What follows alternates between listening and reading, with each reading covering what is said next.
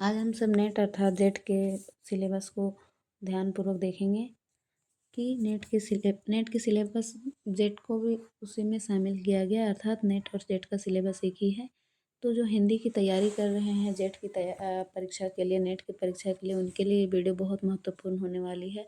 ना कि सिर्फ सिलेबस, बल्कि इसमें जितने भी टेक्स्ट रचनाएं हैं, जितने भी आपके निबंध हैं, नाटक हैं, कविता हैं, जितने भी उनके सबके नोट्स मैं आपको दूंगी और सबको विस्तार पूर्वक पढ़ाऊंगी। मैंने नेट को कई बार क्वालिफाई किया है, जेआरएफ को।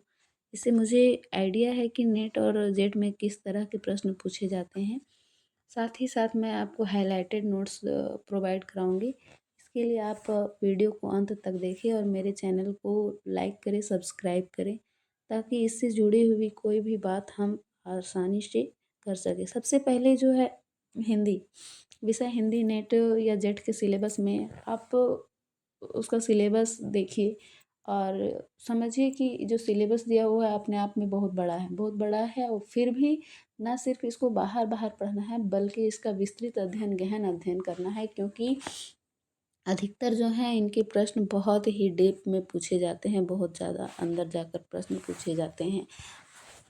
प्रश्नों का प्रारूप कैसा होता है ये देखने के लिए आप मेरे चैनल में बने ही रहिए, और दूसरा आप प्रीवियस ईयर क्वेश्चंस को एक बार उठा के देख लीजिए। इससे आपको ये मदद मिलेगी कि आपको पढ़ने के समय आपको समझ आएगा कि प्रश्नों का स्तर जो है वो कहाँ से लिया जाता है, कहाँ से प्रश्न बनाए जाते हैं।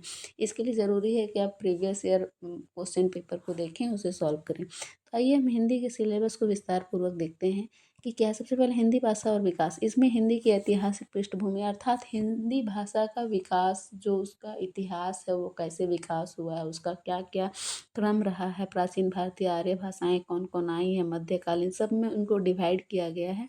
इन सब को आपको पढ़ना है पहला यूनिट में। इसमें टोटल मैं बता दूं कि 10 यूनिट होते हैं। दूसरा यूनिट जो आपका हिंदी साहित्य का इतिहास। हिंदी साहित्य के इतिहास के लिए आप रामचंद्र शुक्ल के डॉक्टर नगेंद्र की किताब को पढ़ सकते हैं। हजारी प्रसाद की किताब को आप पढ़ सकते हैं। और प्रश्न देखिए, प्रश्न ज़्यादातर मेरे अनुमान के अनुसार ज़्यादातर प्रश्न डॉक्टर बच्चन सिंह और डॉक्टर रामचंद्र शुक्ल के पुस्तक से ही बनाए जाते हैं, उनको आप पढ़ लीजिए। तीसरा यूनिट जो है आपकी हिंदी साहित्य की गद्य विधाएं। गद्य विधाएं में जैसे हिंदी का उपन्यास, हिंदी कहानी, हिंदी नाटक, हिंदी निबंध, हिंदी आलोचना, मतलब आपको सब कुछ इसका पढ़ना है। प्रेमचंद, पूर्व उपन्यास प्रेमचंद और उनका युग, अर्थात उससे पहले और अभी जो चल रहा है वो सब कुछ आपको इसमें पढ़ना है और कवर करते हुए आगे बढ़ना है। हिंदी साहित्य शास्त्र, ये आपका तीसरा यूनिट है। मुझे जो सबसे ज़्यादा मुश्किल लगता है ये यही लगता है, साहित्य शास्त्र। काव्य के लक्षण, काव्य हेतु, काव्य प्रयोजन, काव्य दोष, यही सब।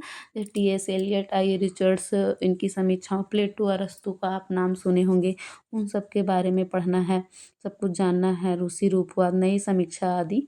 जो चौथा आपका यूनिट है वो है वैचारिक पृष्ठभूमि। जैसे महात्मा गांधी के विचारों को, अम्बेडकर के विचारों को, इन मार्क्सवाद को, कार्ल मार्क्सो, यही सब को आपको उनके विचारों को, दलित साहित्य, स्त्री सशक्तिकरण, कौन कौन स्त्री कैसे कैसे साहित्य रचनाओं को उन्होंने लिखा है, इन सब के बारे में, आदिवासी एवं अल्पसंख्यक के बारे में आपको पढ़ा। हिंदी कविता, मैं बता रही हूँ कि जितनी भी कविताएं हैं, नाटक हैं, जो अलग से सेपरेट रूप से दिए गए हैं, उन सब की हाइलाइटेड वीडियो में, सॉरी, पीडीएफ मेरे पास है, उनके नोट्स के पीडीएफ है, मैं आपको प्रोवाइड करवाऊंगी। आप सब बस चैनल को सब्सक्राइब करिए, और मैं पढ़ाऊंगी भी, चीज़ों को मैं विस्तृत अध्ययन कराऊंगी आपको, ताकि उसके अलावा फिर आपको कहीं पर भी पढ़ने की आवश्यकता ना हो।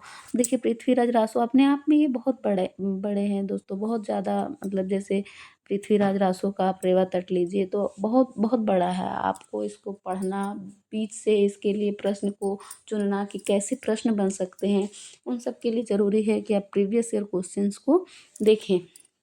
कभी भी आप ये गलतफहमी में मत रहिएगा कि ऊपर से प्रश्न, आप देखिए प्रोफेसर लेवल के लिए पढ़ाई कर रहे हैं तो कहीं ना कहीं आपको एहसास होगा कि ऊपर से तो प्रश्न नहीं बनते हैं, बहुत डेप्थ में जाके, बहुत डेप्थ में जाके प्रश्न बनाए जाते हैं दोस्तों।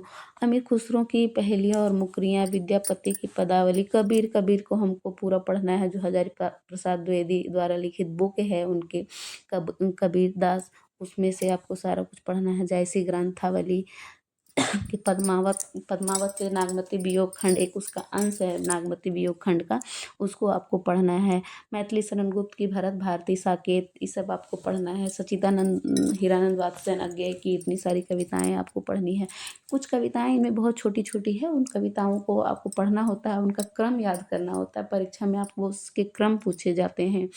फिर भवानी प्रसाद मिश्र के गीत फरोज सतपुड़ा के जंगल, मुक्तिबोध के भूल गलती, ब्रह्म राक्षस अंधेरे में, ये इनसे ज़्यादा प्रश्न आते हैं। जो मुक्तिबोध है, धूमिल है, नागार्जुन है, रामधारी सिंह दिनकर है दोस्तों, महादेवी वर्मा है, विशेषकर इन सब से आपके ज़्यादा प्रश्न पूछे जाते हैं। हिंदी उपन्यास, मैं इन सब का हाईलाइटेड वीडियो दूंगी आपको। उससे क्या होता है, पीडीएफ दूंगी, जिससे आपको क्या है कि आपको पढ़ना तो सब कुछ है, लेकिन किस चीज़ में कितना आपको फोकस करना है, कितना समय देना है, वो चीज़ आपकी इस पीडीएफ से आपको बहुत मदद मिलेगी। हिंदी उपन्यास से देवरानी जेठानी कहानी, ये सब जितने उपन्यास है, जितनी भी कहानियाँ हैं, ये बहुत रुचिपूर्ण है। आप अगर पढ़िएगा, आप कहानियों को अपने जीवन से ढाल कर याद करिएगा, तो आपको ज़्यादा सरलता होगी याद करने। फणीश्वर नाथ रेणु की महिला आंचल है, यशपाल का झूठा सच है, ये सब देखिए, ये सब जो है वो लेखक हैं, इनकी एक कहानियाँ हैं, इनके उपन्यास हैं, जो कि बहुत मोटे मोटे बुक हैं, लेकिन हमें उनको पढ़ना है और कहानी जैसा समझते हुए चले जाना, ताकि हमें चीज़ें याद रहें, उनका क्रम याद रहे, उनके पात्र याद रहें। हिंदी कहानी, राजेंद्र बाला घोष, चंद्रदेव से मेरी बातें, दुलाय वाली, मादा और असप्रेक, टोकरी भर मिट्टी, सुभद्रा कुमार चौहान का राही, हरिशंकर परसाई का इंस्पेक्टर माता दीन चांद पर, ये सब बहुत रुचिपूर्ण कहानी है दोस्तों। ये सब मैं आपको पढ़ाऊँगी एक एक कर। टेक्स्ट रचनाओं से आपकी एक भी प्रश्न इधर उधर नहीं जाएंगे। आप बस मेरे साथ बने रहिए, मेरे पढ़ाने के तरीके को आप देखिए। आप उसके बाद आपको पीडीएफ मिल जाएंगे जिसमें हाइलाइटेड नोट्स होंगे। उससे क्या होगा, आपको तैयारी करने में बहुत अधिक सरलता, बहुत अधिक सुविधा मिलेगी। हिंदी नाटक, भारतेंदु हरिश्चंद्र, अंधेर नगरी बहुत ही रुचिपूर्ण नाटक है। भारत दुर्दशा, चंद्रगुप्त, स्कंदगुप्त, दुर्वासानी, ये जयशंकर प्रसाद के तीनों नाटक है। तीनों नाटक से प्रश्न आते ही आते हैं, क्योंकि ये इतनी महत्वपूर्ण है कि उसका प्रश्न बनाने वाला का नज़र इससे चूकता ही नहीं। इससे तो ज़रूर प्रश्न बनते हैं दोस्तों।